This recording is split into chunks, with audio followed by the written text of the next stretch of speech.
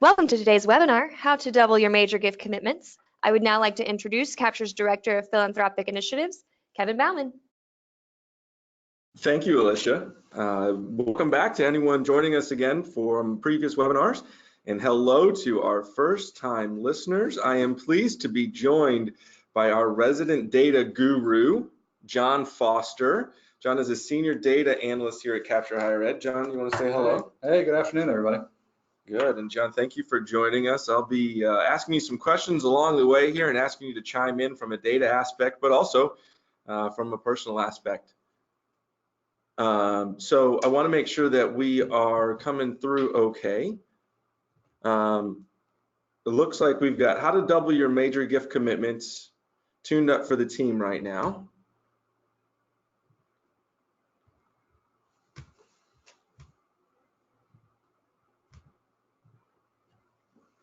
I think we have overcome some technical difficulties. There we go. So let me make it widescreen for everybody, and I think we have overcome some technical difficulties here. So thank you for those of us joining us live. You can now see that we are indeed live and excited to have everyone here today. So with that, we've now met John. Let's jump right into what we're here to talk about today, how to double major gift commitments.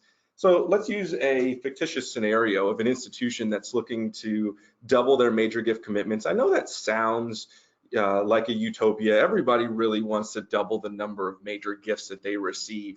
But let's use some basic numbers so we can all be on the same page here. So if we've got 10 gift officers in an institution and we want to double the number of commitments that we receive, there's really a couple of different ways we can go about that process. We can either create more resources or we can make our existing resources more efficient. And so, John, I'm going to go out with a couple of examples here related to this and ask you to keep me honest because you are the guy with the data background and the math guru. But the way that I approach this topic, we've got one option, which is we can literally just double the number of people who we have on our major gift team and making the assumption that it holds true that everyone continues the same productivity. We have now doubled the number of major gift commitments that we have. The other option is we can help our existing gift officers to double their productivity. John, is there anything that I'm missing in those two options? No, I think that's kind of how math works. You know, you either double the number of people or double what they can do. That's about the only two ways to it. That sounds good. And thank you for keeping me honest. I will offer out that there's a third scenario that is somewhere in between there. Sure, you can balance. Do some sort of balance between the two, sure. There we go, right? So it's something in between there. But for the ease of math, for the conversation today, we're going to walk through this presentation with a institution that has 10 gift officers on staff and wants to double their commitments. And so let's walk through option number one. So you went to the CFO and you said, I would like to double the number of gift officers that we have on staff. And it turns out that the CFO didn't immediately approve the proposal to double the number of gift officers on your payroll. So if that's familiar to anyone listening in today, and you don't just have the resources lying around to double the number of gift officers on staff, I'm going to propose that we use our time today to go through option number two, which is to help our existing team members be more efficient and double their productivity. And that's going to sound sort of again, like a utopia. How do we get our gift officers to double their productivity? And I promise we're going to quantify exactly what that means in doubling productivity. So let's start with what contributes to gift officer inefficiency. Now, when we look at gift officer inefficiency, I'm going to point us towards a study that Capture was privileged to do with a leading Midwest state institution, where we were able to track the outreach from their gift officers.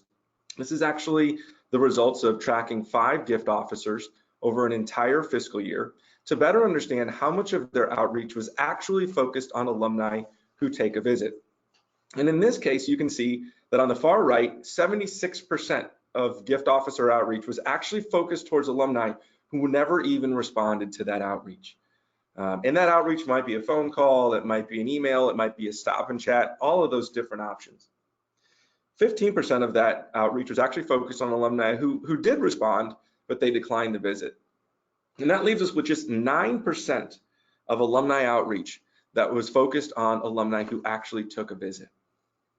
So if we want to talk about today, how do we double the amount of productivity that our gift officers have?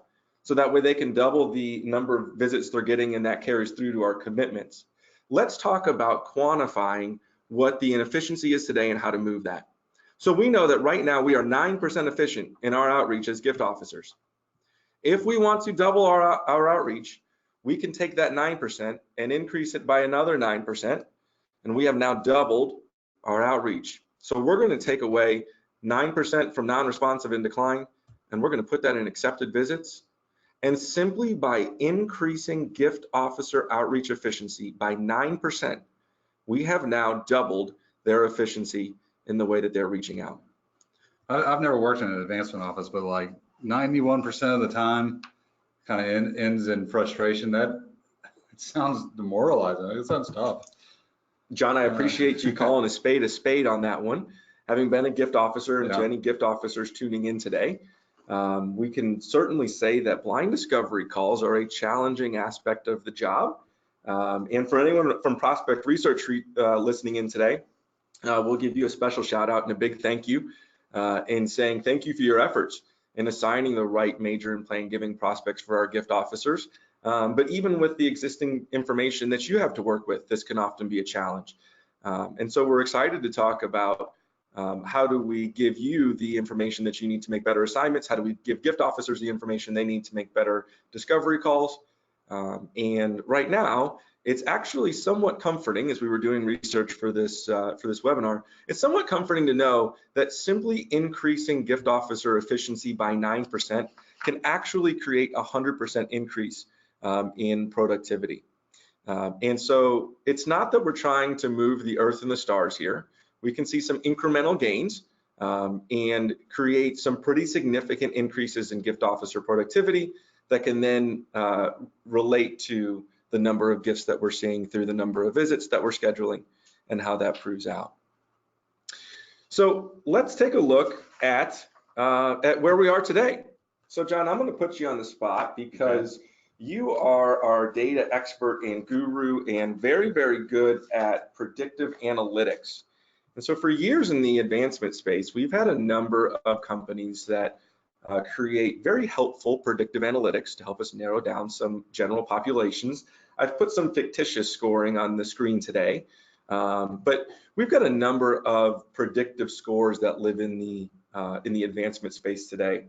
We're not going to pick out any in particular, but maybe we can just talk at a 30,000-foot view for our listeners to better understand how a predictive score, or when you're setting out to create predictions, how does that process start? Sure. So yeah, generally what you're going to do is you're going to take, your historical data on your alumni. What do you know about them? So a lot of demographics, graduation year, how much they've given in a lifetime, that sort of thing. And you're also going to take your outcome. So do they visit? Do they have a planned gift? Do they ever give? And say, and run that through your algorithms to say, like, okay, what things predict whether somebody is going to visit or give a gift or something like that. Sure. The one limitation there is that it is based only on the data that you've kept. So if all you know about them is demographics, that lends some, gives you some better idea, but it certainly doesn't tell you everything. Sure. Well, and I know, John, in some of the predictive models that are out in the advancement space today, that they're bringing in some publicly available information. Sometimes people talk about seeing thousands and thousands of data sources and things like that. The one thing that stands out to me is we're using history to predict the future. Sure. Is that relatively accurate? Yeah, it's like driving your car using the rearview mirror, which is, it's better than driving blind, but it's still, you're still looking at the past to predict the future. Our listeners today can't see, but we've got big smiles on our faces because I can tell you that as a gift officer, we would get some of these predictive analytics, and they would be helpful in narrowing down the population that we were reaching out to. But everybody knew that as you were reaching out, you would take some of these predictions with a grain of salt because they weren't necessarily exactly correct every single time, but they were certainly helpful in narrowing down populations. Does that seem accurate? Yeah, help you prioritize. It's not, there's, a prediction is saying that this person will definitely give, but yeah, help you narrow down who you should be talking to. I love it. So we've got some great predictive information in the industry today, and that's getting our gift officers to a level of productivity where they are today. So let's start with that benchmark of 9% of outreach is focused on alumni who actually take a gift or take a visit, excuse me.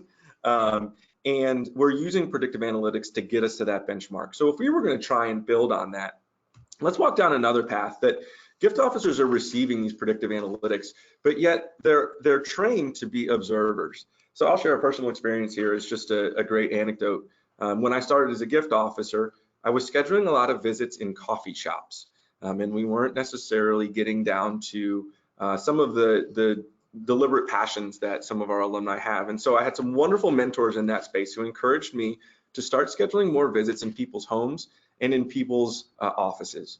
Because when you're in their homes and when you're in their offices, you can make better observations. A great example is going to be, I went on a visit and somebody had a Formula One racing helmet in the corner of their office. And it was an immediate talking point and clearly a passion for this individual. And so from that moment on, I was sold that as we were in the individual's office or in their home, we were able to make some very key observations. And so I'm going to guess for our listeners today that I'm not alone in being encouraged to have visits in places where you can make observations. And so we're at a really interesting crossroads with major and planned gifts where we're being given all these wonderful predictive scores and predictions on who we should be visiting. But then it takes the next step of that gift officer having to make those blind discovery calls, having to do that blind prospecting, sort through all those leads, only to sit in someone's home and start to do the observations on their connection with the institution today. So what I'm going to submit to our audience today is that if we were able to observe all major and plan giving prospect interactions with us every single day.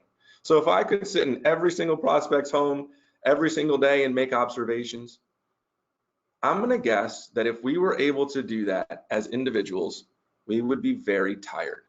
You know a lot about them, but you'd be worn out. Yes. So 24 hours a day, 7 days a week observation, we would be sitting in coffee shops and sitting in homes, and it would get a little awkward after a little while, but we would be very tired. But what we know is that from observing major and plan giving interactions every single day, that our gift officers would be able to identify major gift prospects that are twice as likely to actually make a major gift. And at the same time, they would be able to identify plan giving prospects that are up to 20 times more likely to document an estate gift. And even beyond that, we would be able to identify meaningful reasons to reach out to each of these highly engaged prospects. So all we have to do that is visit with every major and plan giving prospect every single day to better understand their engagement. How's that sound, John? Sounds tough. Sounds tough. Okay, so let's go with our overall goal. Our goal right now is to improve gift officer efficiency 9% because that creates a 100% increase in gift officer efficiency or productivity.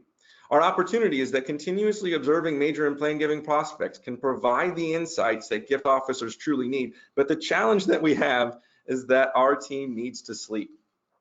So let's introduce. Well, let's talk about I want to talk about those observations a little bit. Please do. Because like they're useful at the individual level. They're also useful like in aggregate as altogether, right? So the Formula One, you talk about like building a model or making predictions.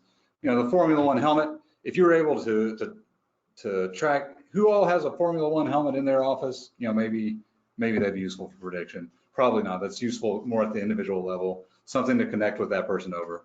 But if you start saying, who's been to this certain website, and you can count all that, then you start to say, okay, we could build that into our predictive models instead of just being demographics, historical giving. It can be your predictions can be based on what behavior they're actually exhibiting. John, I'm thinking if we were to ask our gift officers to put every observation that they have in the database, how many times a Formula One helmet would come up. I think we have a use case of one right. in It's this not, case. You can't generalize too much from that. But At the individual level, you could say, if this person is visiting, the soccer page, they're interested in soccer, or they read the president's blog post about, some initiative. That's spurring for that relationship that you're talking about. Give you something to connect over.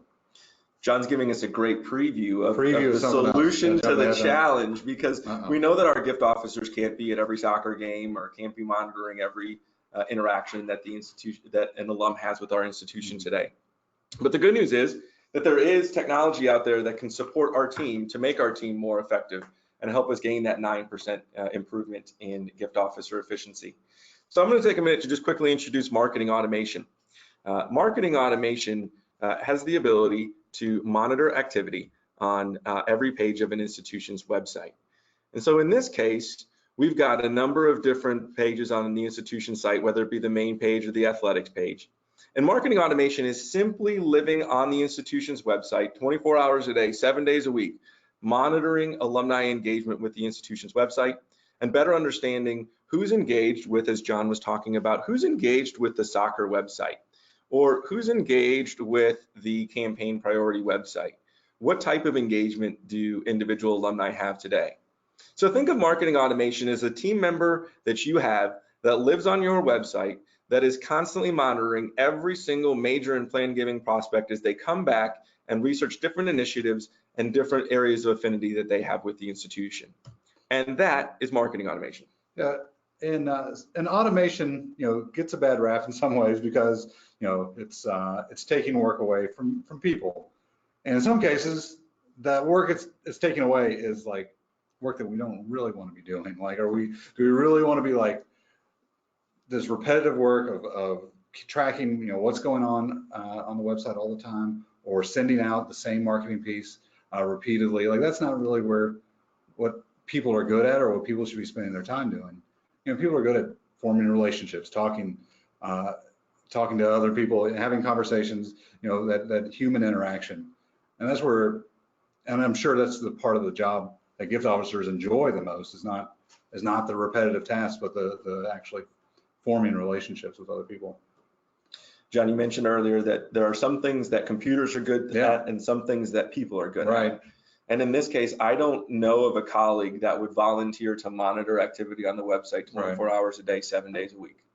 Right. That's just not, it's not what you sign up for. Yeah. So we've got some assistance from technology that's going to help us provide some of the insights that you're going to see today. But to John's point about what people are good at and what technology can assist us with, think about that marketing automation platform living on your website and simply just monitoring major and plan giving visitors on the website.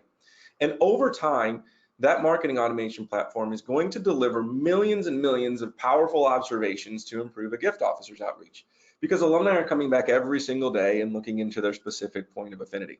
So to John's point, individuals cannot bring together a million different observations, but a computer can do that overnight. It's great at it. Yeah. So now that the computer brings us these millions of powerful observations, what does that really look like to where the human element comes in with the gift officer and the efficiency that we're trying to improve? So let's meet Nancy. In May, Nancy went to the institution's tennis team site 5 different times. Now the computer knows that and informed the gift officer.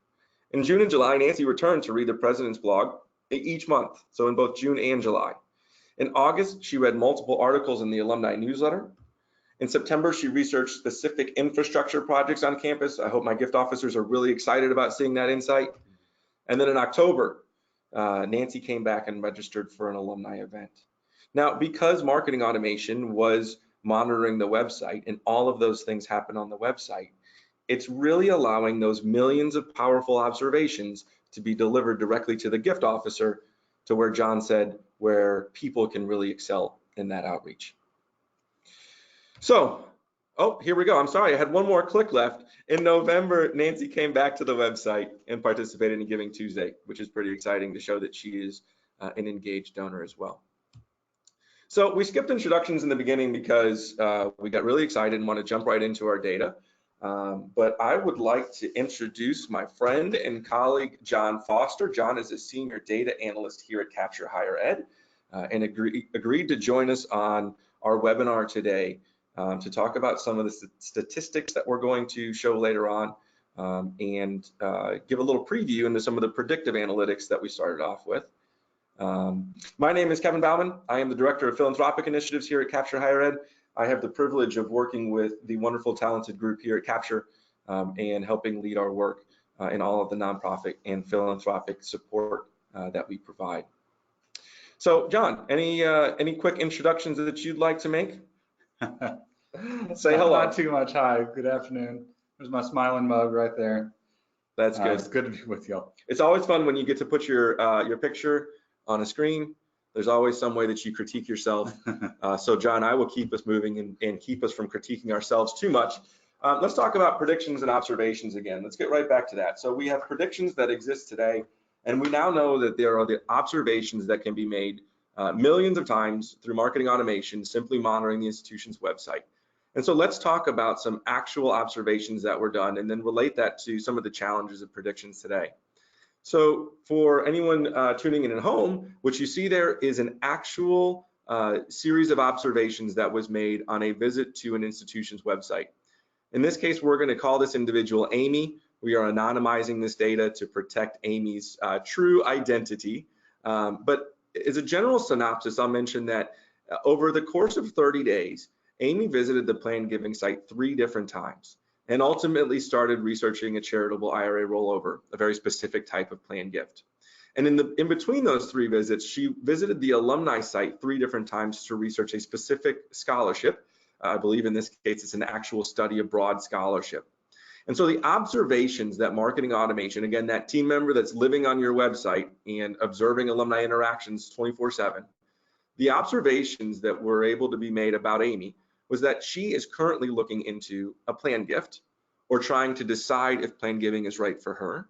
And her initial affinity is with a study abroad scholarship. So John, let me put you on the spot and say, if we were going to try and predict the likelihood of Amy showing up last month to specifically look into a plan gift that was related to a scholarship, how close do you think we could get to the timing and the detail that those observations provided? Yeah, it would be very hard. It's hard enough to make a good prediction about, is Amy likely to give a planned gift in her lifetime? You might be able to do that. That would be a tough prediction to make, but you could probably make a decent probability on that. But in terms of timing, like, is she likely to, when is she going to do that planned gift? When's the right time to reach her? That's near impossible. That's very tough. John, it sounds like if you could figure that out, you might strike off on your own and launch this beautiful algorithm that does all of that. Sounds good. Everybody here sign up.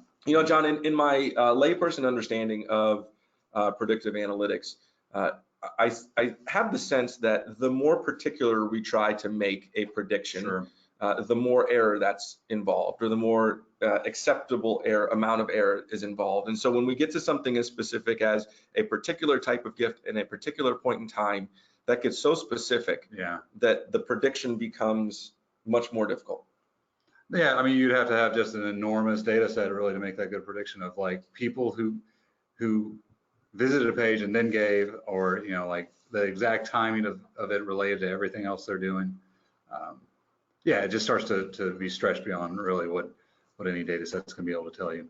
Good. Well, John, I don't want to dog predictive analytics too much because I know that's really the space that you live in. It's right. It's useful, but it has its limits. Yeah. That's right. And I think that's really important to note. Again, we're talking about the fact that predictive analytics have gotten us to a point where we have a baseline of gift officer productivity because they have narrowed down the population size.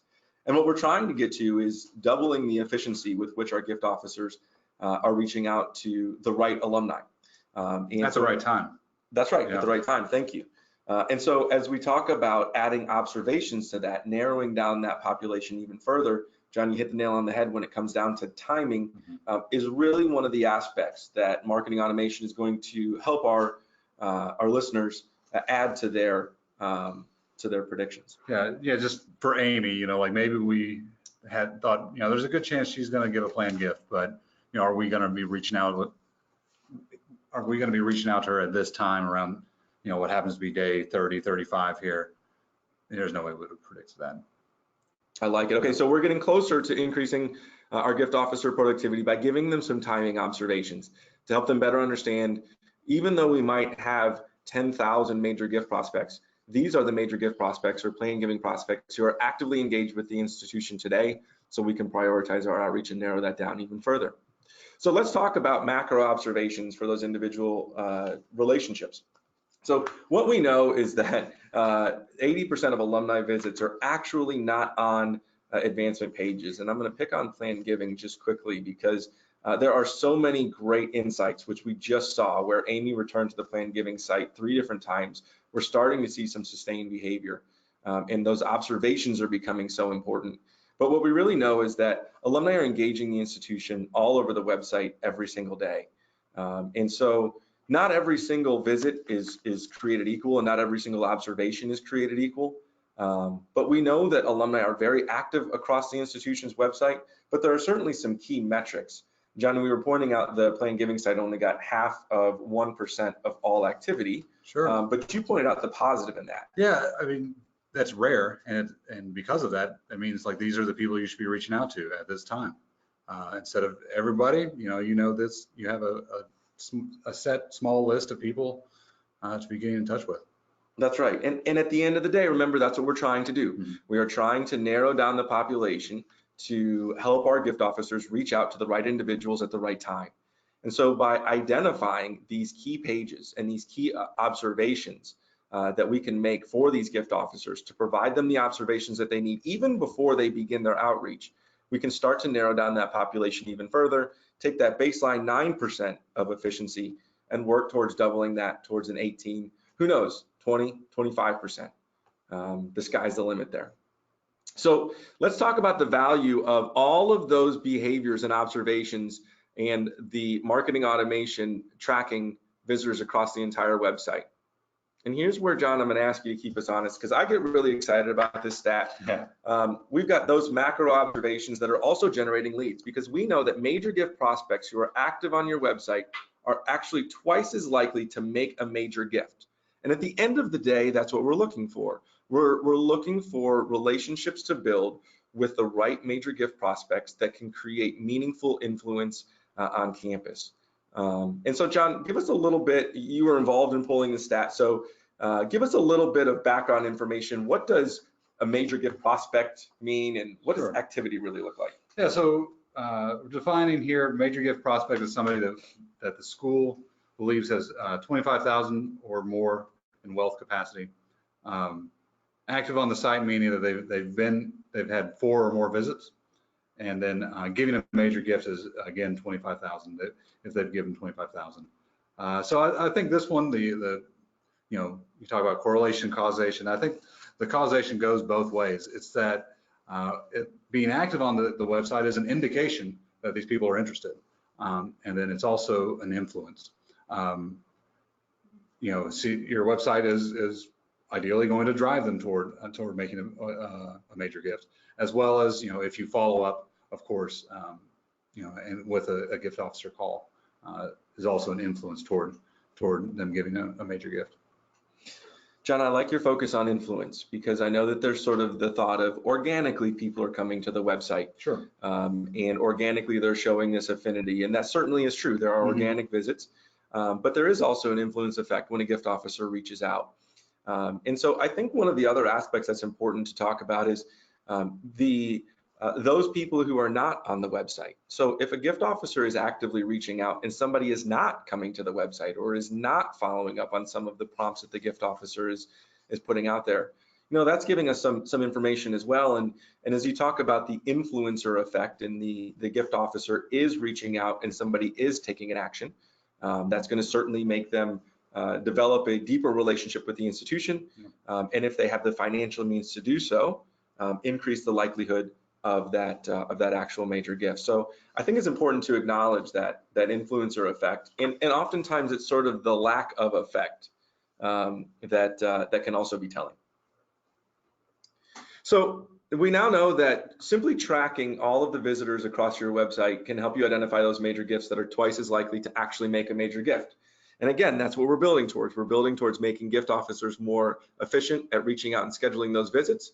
And now we're working on getting those gift officers to schedule the visits that are most likely to result in a major gift. But not all observations are created equal. So let's meet Frank and Felicia. In the last in the last 6 months, Frank and Felicia have visited the website 10 different times. We've got a couple of examples here. They looked into news about a retiring classmate. Frank and Felicia are actually a little bit older. They returned a month later to review news from another retiring classmate, if that gives you any idea as to their stage in life.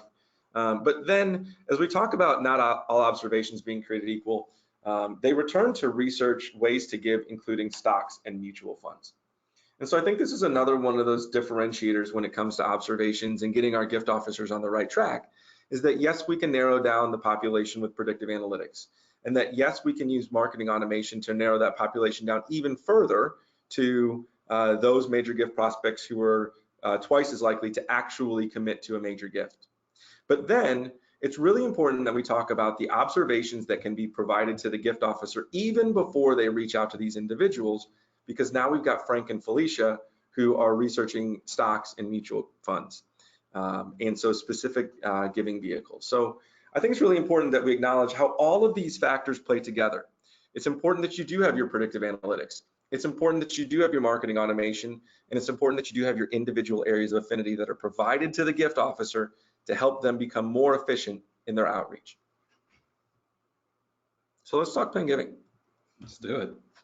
So let's talk about those continuous observations. We talked about how marketing automation is going to be that team member that lives on your website. It's going to bring together millions and millions of different data points on alumni visits from alumni visiting all across the country. And it's certainly going to be a lot of information. And so before I jump into what's on the chart for our listeners today, John, one of the metrics on this chart is the Capture Affinity Index. And I want to make sure that everyone knows we're not trying to turn this into a capture commercial, but I think it is really important that our audience at home understands what affinity looks like today from alumni who are engaging and being tracked on the website. So John, as much as you can without sharing all the secret sauce, help our listeners understand what a Capture Affinity Index is. Sure. So the index, it goes from 0 to 100, and it's a measure of how engaged an alumni has been on the website. It factors in, I can't say all the things, but it factors in things like page views, and different pages are weighted differently, for instance. But just how much activity have they shown, how much interest have they shown in the school through their web behavior. So 100 would be the people who've shown the very most, down to 0 being people who've shown no interest. I got it. So for our listeners at home, John, if I come back 10 times to the website, and somebody else came back to the website once or twice, likely you're going to have a higher affinity index. Sure. Right. And so there's other things that are mixed in there. That's just sort of an immediately relatable one. But really it's going to be a measurement of all of the affinity and all of the visitations in online engagements that alumni are having with our website, and bringing it all together and providing an actual affinity score for affinity today. And one of the great things about affinity and the affinity index is that online engagement can actually help our gift officers identify alumni who are 20 times more likely to document an estate gift. And so I know that sounds great. Let me walk you through those numbers, because John's going to keep me honest anytime I make a statistical claim. I will say that to the far left of this chart is actually a Capture Affinity Index of 0, which means somebody has not visited the institution's website. Those people do exist. There are alumni who are either A, disengaged, or for whatever reason, B, are choosing not to engage on the website. They're rare. But if I don't engage with the institution online, my Capture Affinity Index is going to be 0. And so if I have an affinity index of 0, the rate at which I document the institution in my estate plans is about a 1% rate. So on the far left of the screen is a Capture Affinity Index of 0. They are disengaged online, and they document the institution at about a 1% rate. Now, if we went to the other extreme on the far right, as John explained, an affinity index of 100, means that you are amongst the most engaged prospects on the institution's website. And for our population who has a Capture Affinity Index of 100, 1 in 5 of those individuals will document a gift with the institution in their estate plans. So at that 20%, we're taking a population that previously, who's disengaged, will document the institution at 1%. And our most engaged, based on all of the observations that our team member marketing automation is providing, will document the institution at a rate of 20%. So 20x increase. And John, I think the important thing to note there, and one of the nice things to note there, is that you oftentimes drive me back to correlation and causation and things like that. Yeah. I'm looking at the stair-step effect of the hundreds, the 90s, the 80s, the 70s, and how it increases with engagement. Sure. Right. And so as we talk about a relationship in your statistical expertise, is that a trend that you would look for? Is the way that stair steps? Sure. I mean, that would definitely fit our hypothesis that people who are more engaged with your website are more likely to give. And I think, again, it goes both ways. Like they're already more engaged. So those are the people you should be talking to. And also your website and your outreach spur them on further. I was really hoping you were going to say yes to that question. Yes. So I'm glad that the answer to that question was yes. So as a quick recap here, before we move on to some specific plan giving activity, we know that our predictive analytics are going to get us to about a 9% outreach effective rate. And we're really trying to double that to get that to 18%. We can now identify alumni who are twice as likely to actually make a major gift. And so we can help our gift officers focus on a better outcome from those gifts or from those visits. We can now identify major gift prospects who are up to 20 times more likely to document the institution in their estate plans. But also of importance, we can provide the gift officer with the observations that they need when they are making their outreach attempts to help increase that 9% baseline rate to that 18% or 20 or 25%. So individualized observations that go into that scoring. Now I want to just put a few up. We touched on plan giving. We've talked about that for a bit now. So I put up some great examples of some of those individualized observations from the plan giving site. And this is particular individual. This is their activity from February the 2nd all the way to September the 20th. We were going to put more on this slide, but the activity on February the 20th was very robust. They were very active on the plan giving site. And so, as John mentioned, the affinity index and being able to aggregate all of this information. Think about for this particular individual, your teammate, marketing automation, that is providing all of, is bringing together all of these observations along with any activity that was done on the athletics page or on the main domain, because we know that that's where 80% of alumni behaviors actually happen. All of those behaviors are coming together, and these are some great examples of what's going into that score when it comes to affinity. When I see this person, the thing that strikes me is the timing again. Like you could have a good predictive model that might say this person is likely to put you in their will, but like the timing, you see on September 20th, like this person is actively seeking out information about this. So that enables you to make a call that's helpful. It's not, at that point, it's not a sales call trying to tell them, trying to gear them up towards putting you in their will. It's helping them navigate that problem. So it kind of changes that relationship based on the timing. John, I think that's great, because one of the aspects that's really important is we talk about increasing gift officer efficiency and the rate at which they're able to schedule visits and the outcomes that they're able to achieve. Really, the benefits go beyond the institution, because we have alumni who are out there who are actively considering a major gift or actively considering a planned gift and may not know exactly which route to go down. And this is the place that we live every day. And so if it takes us a long time to find them, then they may actually pursue a different route, or they may pursue a route. Let's take plan giving, for example. They may pursue a particular charitable gift that isn't the best one for their family. Sure. Where we might have been able to intervene. And so I appreciate your point on timing, because I think it's really important to acknowledge that timing isn't necessarily just for the benefit of the gift officer to increase their efficiency. Yeah. It's for the benefit of our alumni to hear from us at the right time so that they can achieve their best charitable gift outcome as well. So let's talk about what this actually looks like in real life. So the strategy and practice. So as we start increasing gift officer efficiency, it comes from really narrowing down those audiences like John mentioned. We're going to stick with some plan giving observations here. Right now, let's use an actual institution. This institution has an alumni base of 19,000. We are anonymizing this data as well, but know that these are actual numbers. This institution has an alumni base of about 19,000, and in their plan giving pipeline, they have about 5,000 prospects that are at some stage of qualification, cultivation, solicitation, stewardship, anywhere in that process.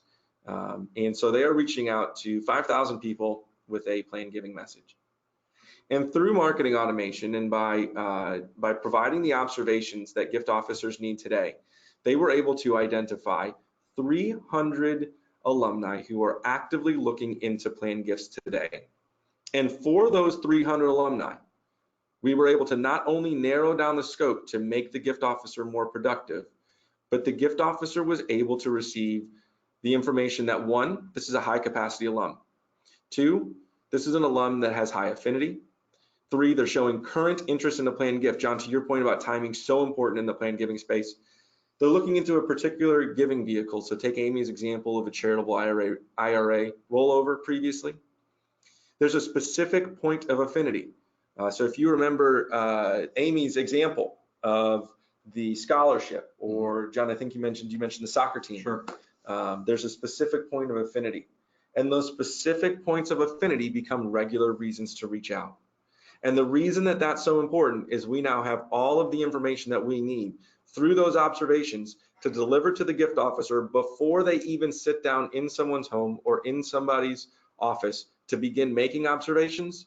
Our friend marketing automation has made the vast majority of those observations for us and delivered them to the gift officer to make them more successful. So with those 19,000, predictive analytics were actually able to help us narrow that audience by 75%, which is why I think it's so important for us to acknowledge that predictive analytics is doing some wonderful things for us in the advancement space, and they remain important. But when we turn on the continuous observations from marketing automation was actually able to further narrow the plan giving audience by a full 94%. And when we talk about making gift officers more efficient, narrowing the population by 94%, providing a reason to reach out and providing the right timing really becomes an important thing. So if 94% sounds familiar, I'm going to bring us full circle. That sounds familiar, Kevin. I was hoping it would, John. Thanks for mentioning that. So why does 90% sound familiar? Well, if we take us back to the beginning of the webinar today, you may remember that 91% of gift officer outreach is actually focused on alumni who do not take a visit. And you may remember that 94% of the plan giving audience was narrowed when our friend marketing automation was able to make those observations before a gift officer actually started reaching out. And so as we talk about increasing gift officer efficiency and narrowing down the right population to remove the non-responsive and to remove those who decline visits, and increase the number of individuals who accept visits, I think it's really important that we acknowledge that our goal, remember today, that our goal is really just to improve gift officer efficiency by 9%. Because gift officers who improve their efficiency by 9% actually create a 100% increase in productivity, and we can start to move the needle when it comes to closing better plan gifts, closing better major gifts, and get us moving towards doubling the number of major and plan giving commitments that we see on campus without doubling the payroll that our CFO likely will not approve. He doesn't like that idea. So John, before I throw us over to questions, any closing thoughts on predictions or observations? No is okay. No means we got through it all. No, I think just to reiterate that, predictions get you a long part of the way, but it doesn't talk much about timing. And those observations can tell you the timing and the individual characteristics about that person, to help you make that personal connection and grow that relationship. Sure. All right, Alicia, why don't we throw it out for questions?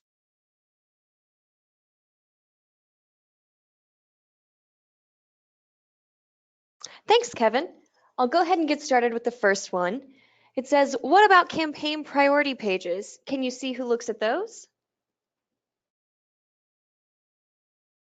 The short answer is yes. So one of the benefits of our friend Marketing Automation is that they are going to live anywhere where you want them to live and monitor anywhere where you want them to monitor. So for those institutions who are looking at a campaign this year or launching a campaign or maybe in the midst of a campaign, and you have alumni who are looking at particular campaign initiatives on your website, we can help with that and identify the number of alumni and the actual names of those alumni by using marketing automation and delivering that information straight to the gift officer. So in short, yes, in the same way that we see plain giving activity, we're able to see major gift activity and major gift activity on your campaign priority pages. Alicia, I think we went a little bit longer than we usually do for our advancement audience. We usually go for about a half hour, but I asked John to come in and give him some extra time. So I'm looking at the clock and I want to be respectful of our audience's time. Do we maybe want to suggest that we have users submit some questions afterwards, and I'll be happy to follow up with those directly? Yeah, Kevin, that would be great. We will send a follow-up email to everyone where everyone can submit questions after the presentation as well. Perfect. Well, thank you everyone for joining us today for how to double your major gift commitments. Really excited to share with our audience that to double your major gift commitments doesn't necessarily mean that you need to hire twice as many gift officers. And the task of doubling gift officer efficiency, it may seem monumental at times. It sounds like if we could do it, we would just do it. We would have already done it. But I think it's really important to note that to double gift officer efficiency, we're really only talking about a 9% increase in the effectiveness of our outreach and focusing on alumni who actually take a visit and the application that technology can play in helping us focus on the right alumni at the right time. And so, John, I'm going to give you the last word as I say timing, because I know that's been a big aspect for you. I think you said it all there, Kevin. I don't have much to add. I think that was a good synopsis. All right. Well, thank you everyone for joining us today.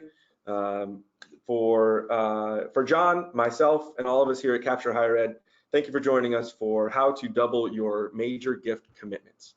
Right. Bye, everyone. All right. Thank you, Kevin and John, and thank you for everyone for attending today's webinar. As I mentioned previously, you will receive a follow-up email within 48 hours with a link to review a recording of today's webinar and with contact information if you have any further questions. On behalf of Capture Higher Ed and our presenters, thank you for joining us and have a great day.